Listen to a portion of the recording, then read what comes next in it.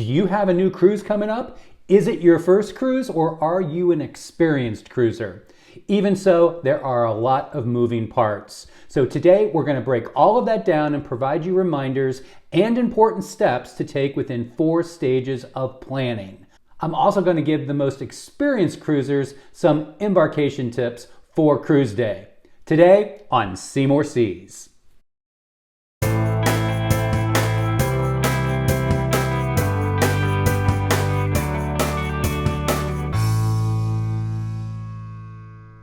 Hello and welcome. For those of you that have been following me on this channel, you know that my first video was I booked my first cruise, now what do I do? This was a conversation that I had with a friend of mine that I've known for 30 plus years, and it was a great time putting together all of the things for he and his friends to book that first cruise. Well, I'm here to tell you that that cruise left today. So I'm so excited that I was able to get back in touch with him this week, where he texted me many times and we were going back and forth with some last minute advice and to make sure that he had everything and was good to go.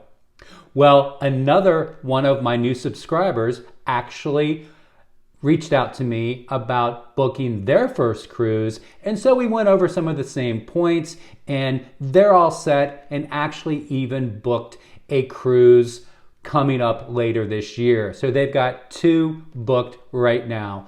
Hopefully we'll be getting some updates on those trips, and I'll share those here on the channel. If you're new here, I'm Doug and this is See More Seas. This is a cruise tips and planning channel where I hope to help you and your family pick, plan, and enjoy your next cruise vacation.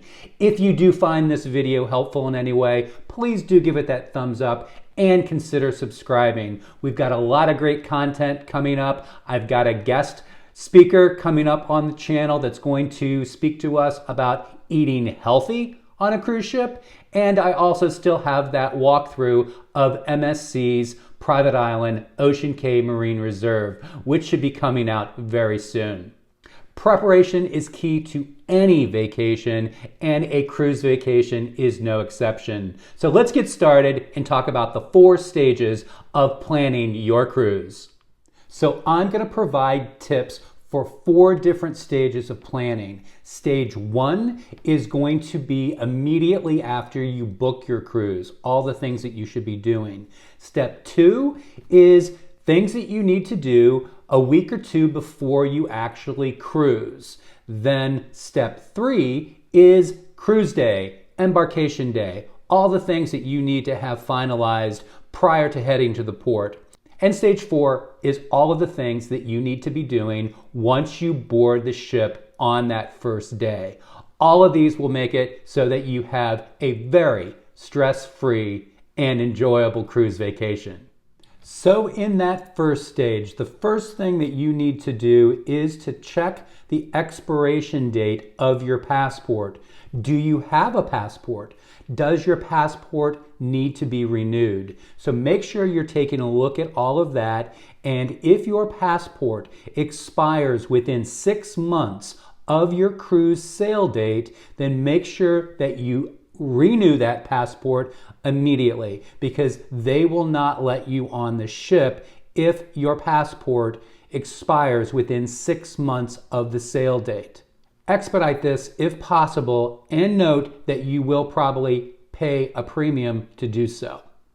There has been some controversy recently regarding passports and cruises.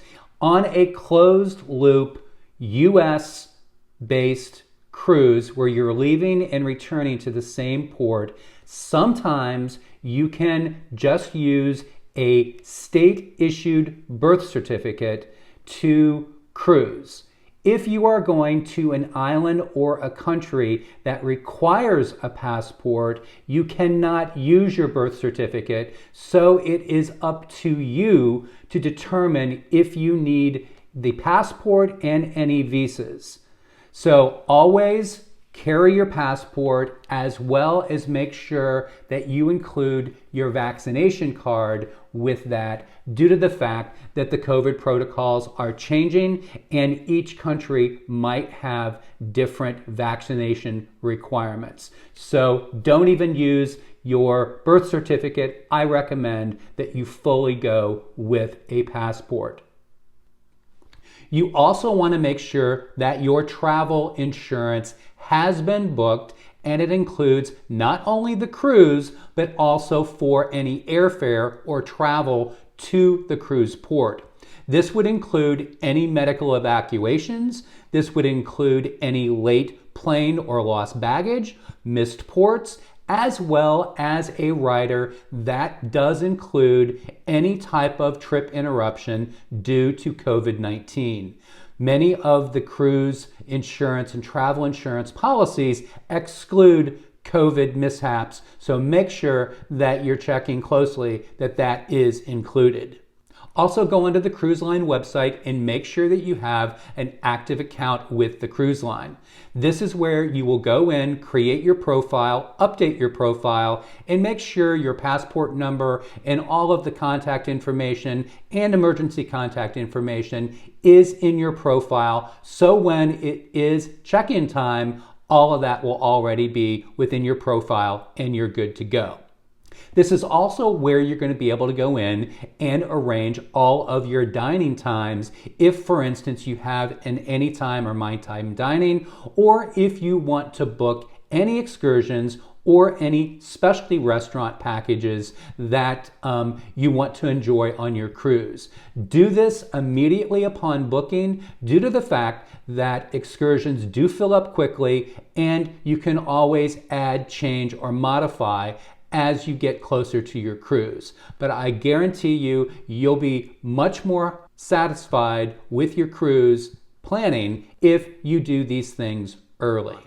So as we're moving closer to the cruise, a couple weeks beforehand, you have already checked in to the cruise and got your embarkation time. Normally this happens about 60 to 90 days before your cruise. So make sure you do that right away so that you get the earlier arrival times and you can start enjoying that vacation.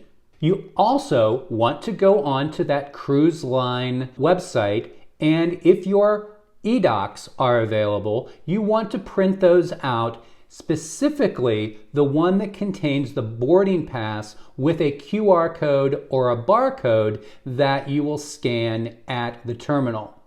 Now, many cruise lines allow you to do this on the app, but I also put in my file a copy of that boarding pass that has the QR code or the barcode, just in case the app malfunctions. I also look at my packing list the week before and begin setting aside the clothes, trying them on if I haven't worn my suit in a while and we've decided to do a suit for formal night, or try on everything and make sure that you haven't forgotten anything.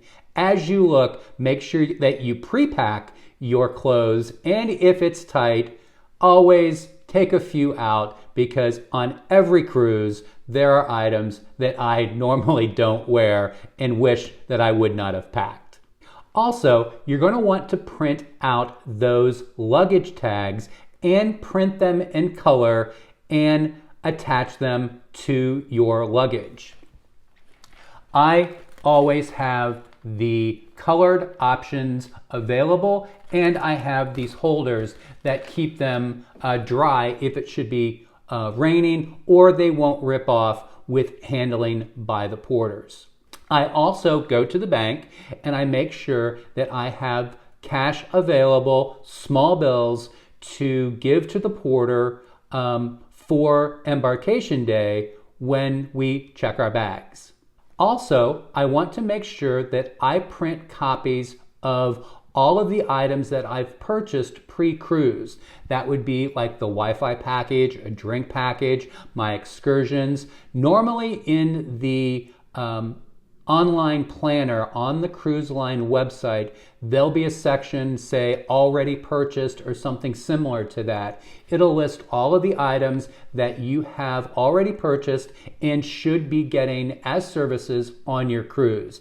I always have a copy of this in case there is some sort of mix-up. We can go in there and they can see my confirmations, and they can correct anything that could be not located on my profile. You want to make sure that week before your cruise that you're testing all of your gadgets, say like your travel adapters or your USB hub that I've shown you guys a few times. So make sure that you're testing all of those. Charge up those USB charging bricks and make sure that you have all of those in working order and you've got a place for them in your backpack or in your checked luggage. Stage 3 is starting the fun stuff. It is cruise day. You're getting ready to head to the port for your embarkation. I normally make sure and confirm that I've got all of my paperwork that I've printed out and that I need to board the ship. I also make sure that I have my passport and my vaccination card handy in my carry-on, as well as making sure that the luggage tags are attached to that luggage that I'm gonna check with the porter. I also want to confirm that I've got those small bills that I give $2 to $3 per bag to the porter as I check curbside. You do not want to carry that large luggage around with you all afternoon because your stateroom is not going to be available until 2-3 o'clock in the afternoon. You also want to make sure the morning before you head to the port that you've gone on the cruise line app and answered the health questionnaire.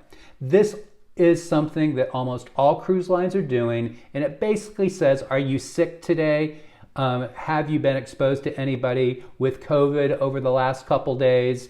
And obviously you want to answer all of these questions honestly. And if they allow you to do this on the app, you don't have to print it out. But my recent MSC cruise, I actually had to print this document out and have it signed to hand in at check-in.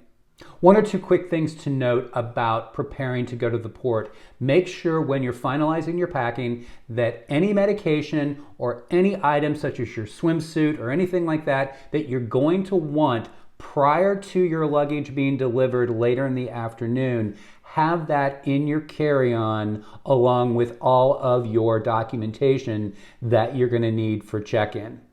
So you also want to make sure that you pack your patience. Sometimes, depending on the cruise line and when your embarkation time slot is, you may have a line or two, and sometimes it's 10 minutes to board the ship, sometimes it's an hour.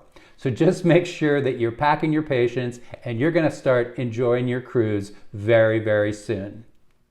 So congratulations, you're through check-in and now you're on board the ship. The vacation begins. But there are a few suggestions that I have that you do as soon as you board the ship.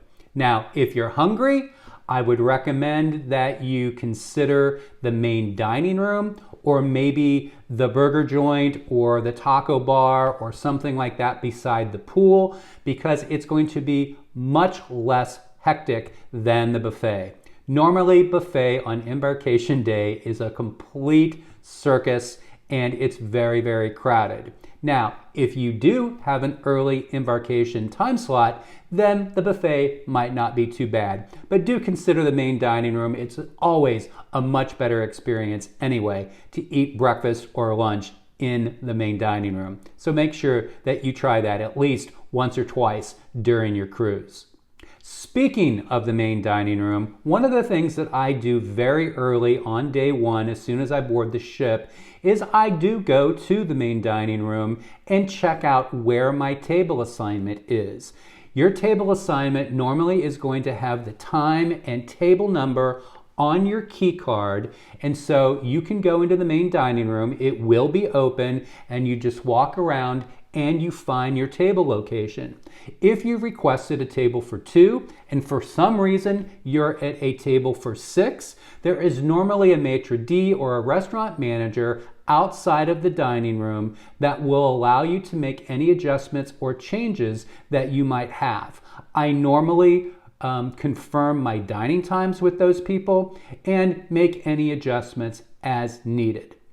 I also do the same thing with specialty dining. So as I stated earlier, sometimes I like to book those individually and make sure that I have the location, day, and time that I prefer prior to getting on board. I do this months ahead of time.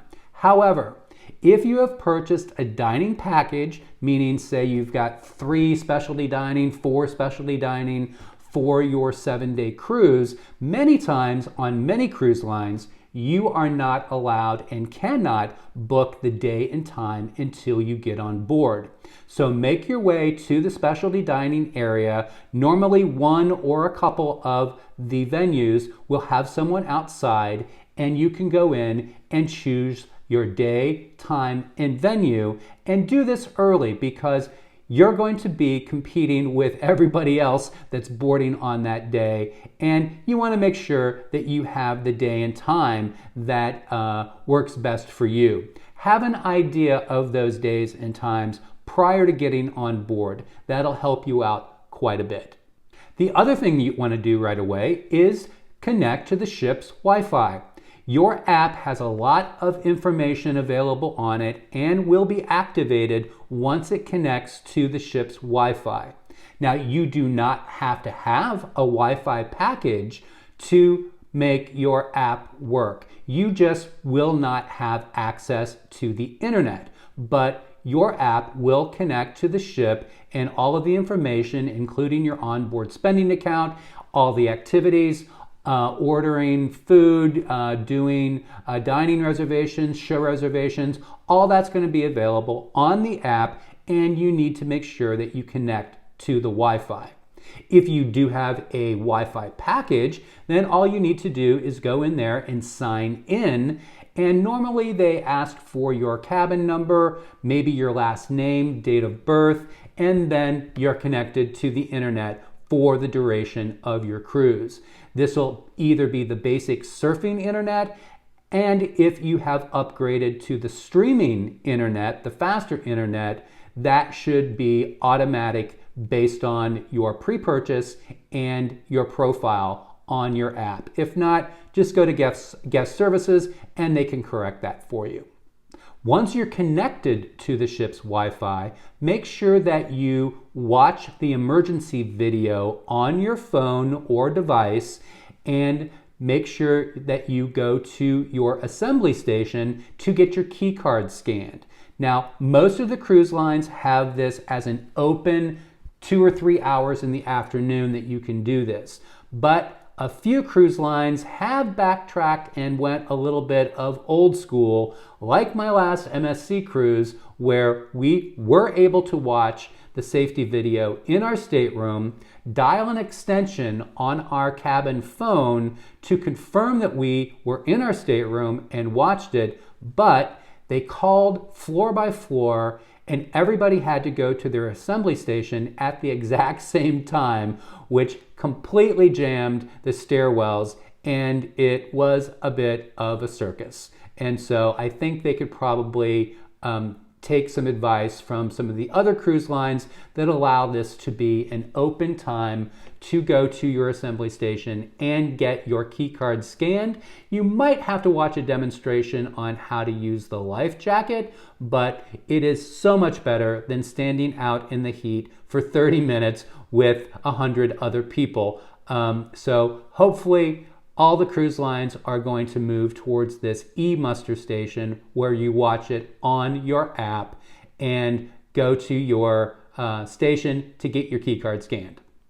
Next, after all of that, go get a cocktail, start your vacation, have a great time, get your bearings on the ship. Within 1 or 2 days, you'll figure out which elevator bank is closest to your room, which is closest to the buffet, which is closest to the areas of the ship that you want to get to, either the theater, the main dining room, all of that fun stuff.